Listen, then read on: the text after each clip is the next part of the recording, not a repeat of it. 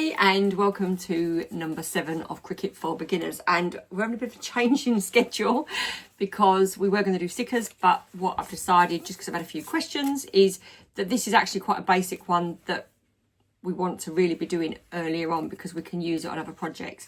And we're going to look at how to make layered names and layered words. Now these are perfect for cake toppers or for scrapbooking or just for cards, but you use them on all different projects. So that's the beauty of them.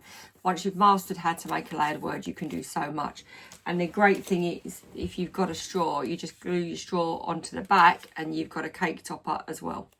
So we're just going to start with the basics today, and we're going to make a layered word and a layered name. What I've done is I have stuck one with sticky pads to give it more of a layered effect. That's my favourite.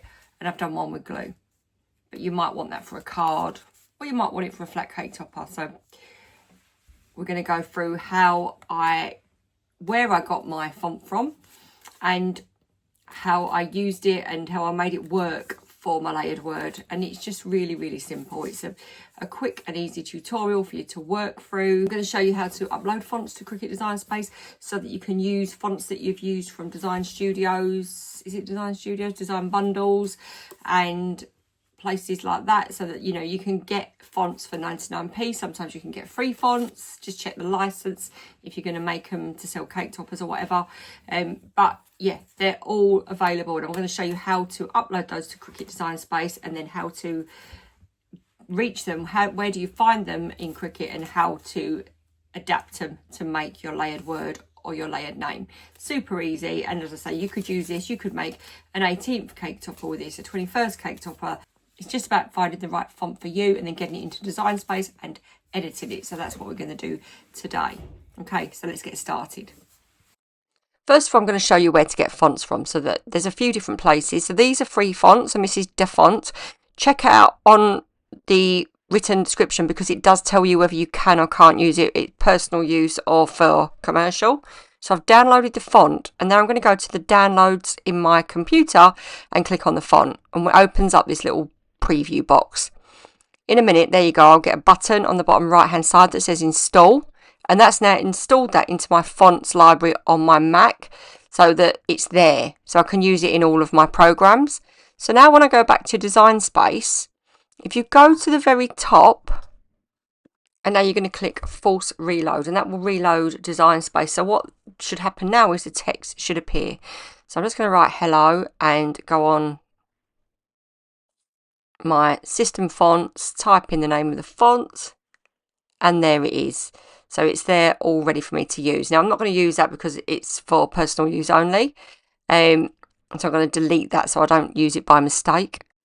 And this is design bundle, so I do get a lot of fonts out of here. And if you sign up, you get 99p bundles every now and again. So you don't have to subscribe. If you go on, you can actually buy them as well, the fonts individually, which I prefer because if I'm looking for one sort of font, then I can download it. And as again, just check the licensing rules with fonts. But there are lots of ways you can get fonts to your Cricut machine without having a subscription. Or of course you can subscribe and have all the fonts. It's, there are a lot of benefits to having the subscription as well. So I'm going to now add text, and what we're going to do is we're going to start making our words. So I'm going to type in my name, and then I've used Magic Fun, and I think that's what it says, but it's a font that I bought a while ago and I really like it.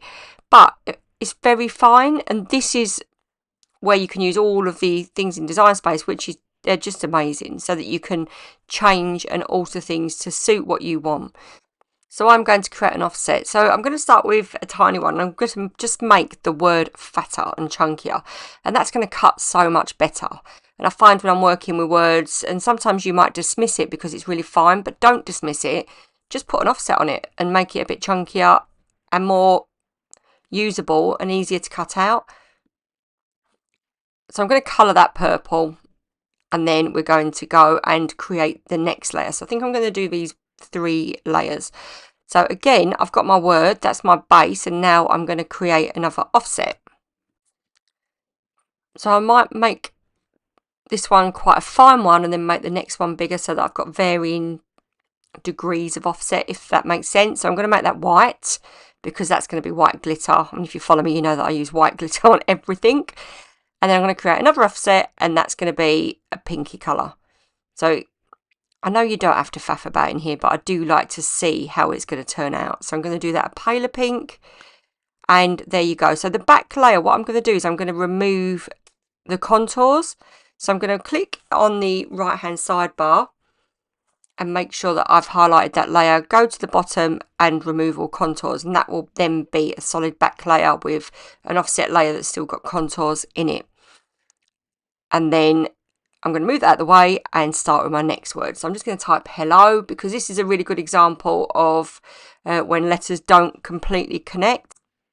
So again, I'm going to make it chunkier. I just like my words to be a bit chunky and a little bit fatter, for want of a better word.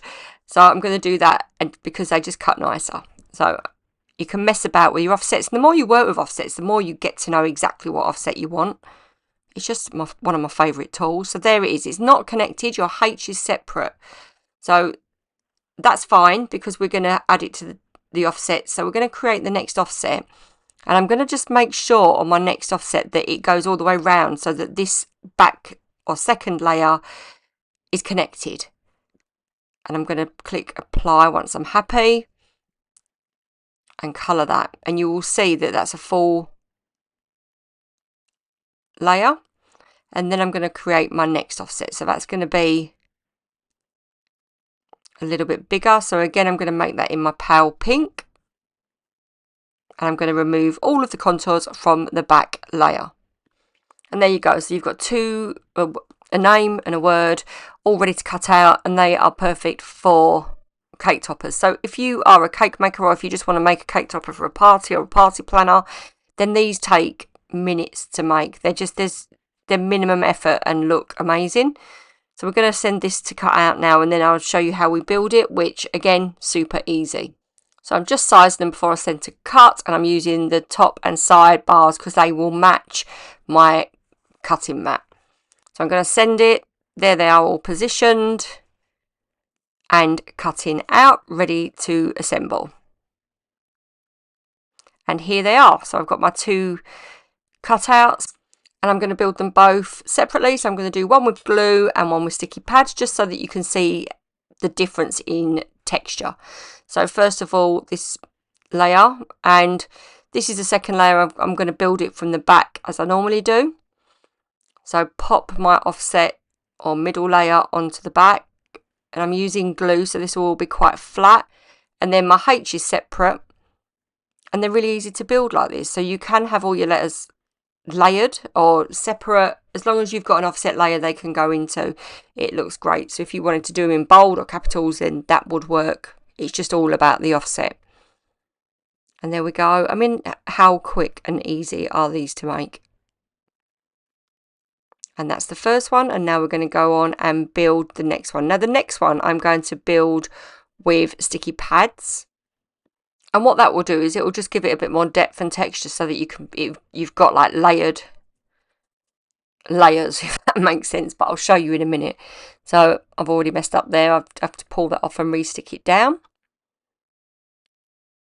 And the sticky pads just make it a little bit higher, so there's a bit of a cushioning in between each layer. And they do look brilliant. And there you go, there's my last layer. So you can pop a straw on the back of there if you want to make it a cake topper. So you just use acrylic glue. I use Cosmic Shimmer. And then you just glue it to the back, and then you can just pop it into a cake topper. You can use cake doweling, or you can use a straw. And there you go. They look amazing and really easy. Told you it was easy, didn't I? And it's super easy. So hopefully you've got a layered word or name or number. These are brilliant for so many different projects, and they're so easy to make. And if you make cake toppers, if you make cakes, these are just a brilliant addition and so simple. I hope that helps. Any questions, please do drop them in below. Please do like and subscribe, and I will see you on episode 8, where we will do stickers. And happy crafting.